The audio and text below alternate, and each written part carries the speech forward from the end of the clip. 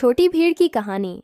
एक सरसब्ज पहाड़ी के दामन में, जहाँ ठंडी हवाएं चलती थीं और चश्मों का साफ पानी बहता था, एक छोटी और नरम दिल भीड़ रहती थी जिसका नाम सूफी था।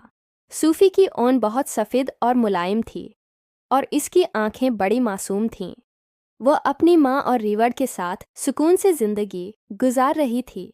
हर सुबह जब फज्र की अजान सुनाई देती तो सूफी की माँ उसे उठाती और वो सब मिलकर अल्लाह का शुक्र अदा करते।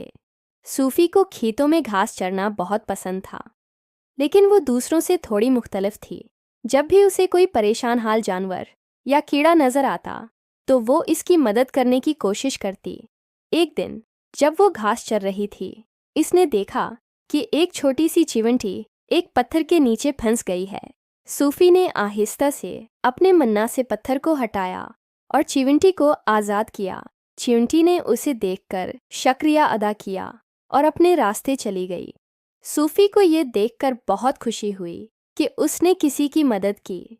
जैसे जैसे ईद उल अज़हा का वक्त करीब आ रहा था, रीवड़ में कुर्बानी की बातें होने लगीं। सूफी ने अपने बड़ों से सुना कि ईद उल अज़हा अल्लाह के लिए कुर्बानी का एक अजीम दिन है।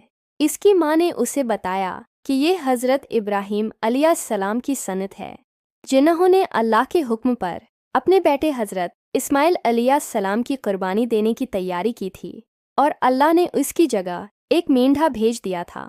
सूफी ये सब सुनकर हैरान और मुतजस्सिस थी। इसे ये एहसास हुआ कि कुर्बानी एक बहुत बड़ा अमल है जिसमें अल्लाह की रज़ा शामिल होती है। इसके दिल में भी अल्लाह की रज़ा हासिल करने की ख्वाहिश पैदा हुई। ईद उल अज़हा का दिन आया और हर तरफ खुशियाँ और बरकतें थीं। सुबह सवेरे सूफी को भी नहलाया गया और उसकी ऊन को साफ किया गया। वो अल्लाह की रज़ा के लिए कुर्बान होने को तैयार थी। जब उसे ले जाया जा रहा था तो उसने कोई खौफ महसूस नहीं किया, बल्कि एक सुकून और इत्मीनान था। इसे मालूम था कि वो अल्लाह की राह में एक अजीम मकसद के लिए कुर्बान हो रही है। सूफी की कुर्बानी के बाद इसका गोशत गरीबों, ज़रूरतमंदों और रिश्तेदारों में तकसीम किया गया।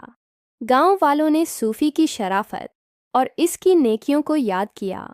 इसकी कुर्बानी ने लोगों को यह पैगाम दिया कि अल्लाह की रज़ा के लिए दी गई हर कुर्बानी अजीम होती है, चाहे वो एक छोटी भीड़ की ही क्यों ना हो। सूफी की कहानी हमेशा पहाड़ी के दामन में रहने वाली भीड़ों के लिए एक मिसाल बन गई कि किस तरह एक नन्ही भीड़ भी अल्लाह की मोहब्बत और रज़ा की खातिर अपना सब कुछ कुर्बान कर सकती है।